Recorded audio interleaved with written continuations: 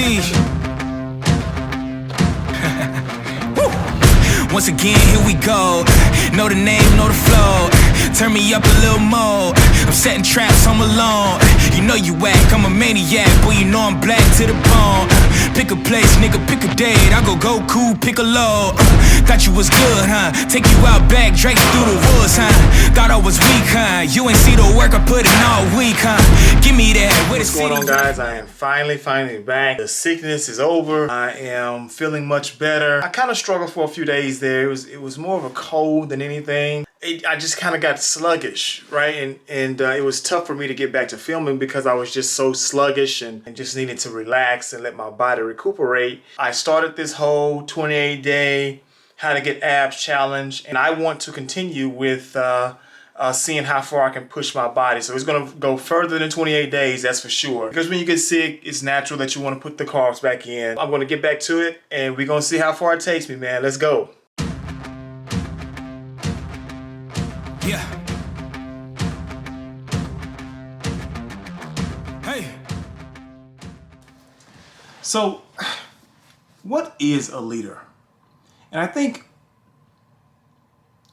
in order for me to lead people, because that's what I'm attempting to do, I'm putting my expertise on the line when it comes to how to get abs, how to get shredded abs. I think it's important for me to justify just what a leader is, because there's been so many questions about it over the years. I know I had a lot of questions about it growing up. Here I am trying to be a quarterback for this team. I'm trying to help these teammates to get to this common goal. I think it's very, very important that we clarify just what a leader is. Now, most people, when they speak about leadership, they usually start off by giving you characteristics or traits of a leader. They are strong, independent. They are the first ones to jump out there, the consummate professional. They want to point to the character thing that the leader has. But no one, besides the great Dr. Miles Monroe, really justified just what leadership is. And for me, leadership is a person who inspires. Very simply put, someone who can inspire someone to do something.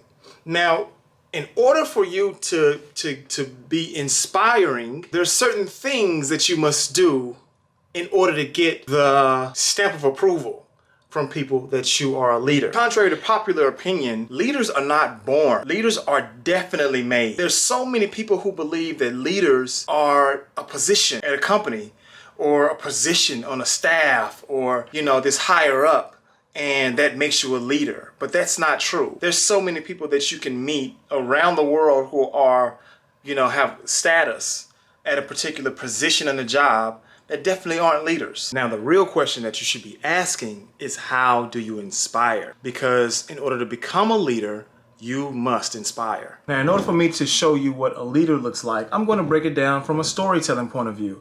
We're going to capture the elements of what a leader is in a movie. That's the reason why we go to movies so often. That's the reason why we watch movies so often, because we want to be inspired.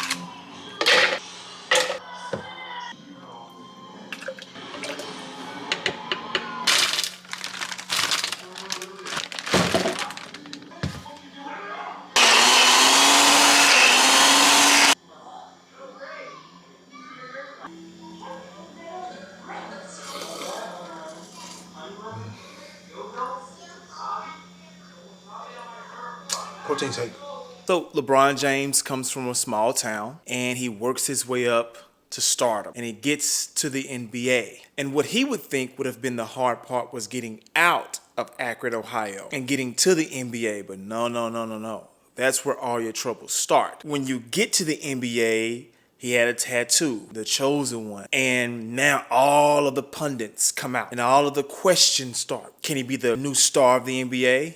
He mastered that. Can he lead a team into the playoffs? Well, he mastered that. Can he beat this team in a big game? So you got this hero that's brewing, but all of these obstacles are getting in his way. Can he win a championship? Oh, he had to depart Cleveland to go to Miami to win a championship. Oh, that's a major asterisk. Everybody was pointing at all of his flaws. And, oh, he left.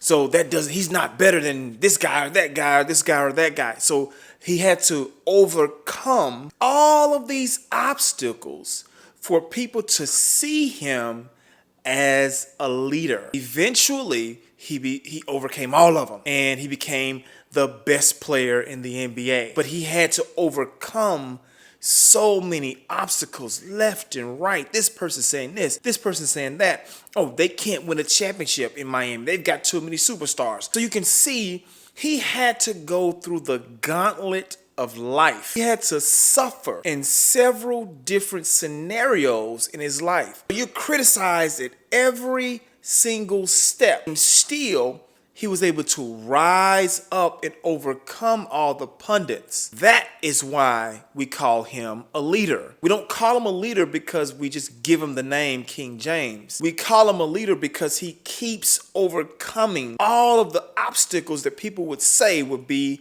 his biggest shortcomings. All of the pundits started to submit what they thought was leadership, submit who they thought were some of the greatest, and they started to place that onto LeBron. You see how it works? In order to be a leader, you have to go through the gauntlet of life. You have to suffer.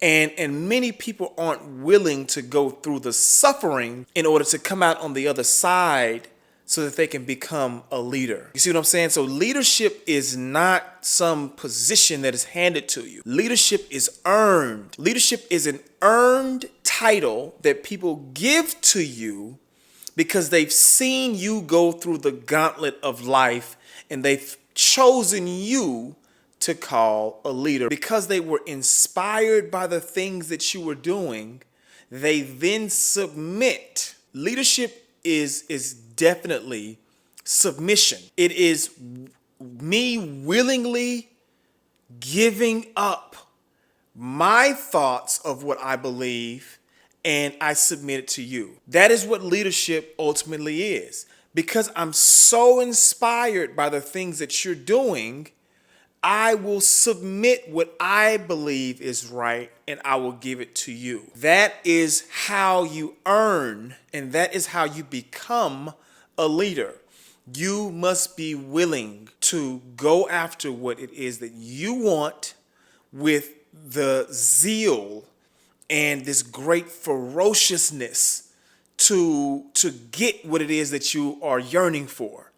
And from that, once you are going through it day after day, week after week, month after month, year after year, will you begin to get the praise and the submission from others to call you a leader. Again, I have to make this point very, very clear. You cannot go to a course or a class or a seminar and become a leader. That's why you see so many people going to these courses and seminars and they never come back changed. You have to go through the gauntlet of life by pursuing a passion that you have. And if you don't have that passion, then they can't call you a leader. Because when something comes up and you're at your position, you know, you get angry and you fold and you pass it on to someone else, or you'll get angry and quit. Leadership is more of an internal thing than it is an external thing. You must find what it is and seek what it is that you want in your life from you, which comes from within. And once you can find that thing that you want, you gotta chase it like your life depends on it. You cannot become a leader unless you do that. That's the only way that people will willfully submit to you. There have been times that I've been in my life, I wasn't a very good leader, even though I was at a leadership position. When I wanted to be a professional quarterback, I did everything that I thought that I should do in order to get to that particular dream and or goal. And along the way, I made several mistakes because of not understanding how to play in certain arenas. You know, when you're in the corporate world, and that's what football is a very corporate business. You have to understand the business, and you have to play within those boundaries in order to reach your goal. Because I'm such a outside of the box thinking person, I did things that bucked the system. Transferred from a great university. I went the back route to get to the NFL. I did several different things that were different from what the standard is. And because of that, they weren't willing, in the NFL I'm talking, they weren't willing to hand over the keys for me to be in the NFL spotlight because I didn't go through what they had deemed is the most important way to become a leader for a franchise. And so I paid for that with not knowing. My journey to leadership has been a very rocky one, and you can really take it from me because I've led people since I was 9 years old. I've been in a leadership role since I was 9 years old. And this is why I know that you can't just give the title to someone just because they hold a position, because at times I was not a very good leader. And I made several mistakes because I didn't understand how to play in these particular arenas, which is why I've steered away from the corporate world. Leadership requires you to attack the very things that you want from life. And when you're playing in someone else's arena, you have to live up to their standards of what they think a leader should be. It is someone that goes through the gauntlet of life to pursue a certain thing. That is why you give them the title of leader, because they've earned it. They've earned the right. And that's the reason why they say LeBron James is the best player in the NBA. He earned the right by going through the gauntlet of the NBA year after year and stripping that title away from whomever was before him. And that, ladies and gentlemen, is what and how you become a leader. Thank you guys for coming to my channel. I really appreciate it. Comment down below. Tell me what you think leadership is and what leadership is all about. Give a quick thumbs up to the video. Share it with all your friends. And I'll talk to y'all soon.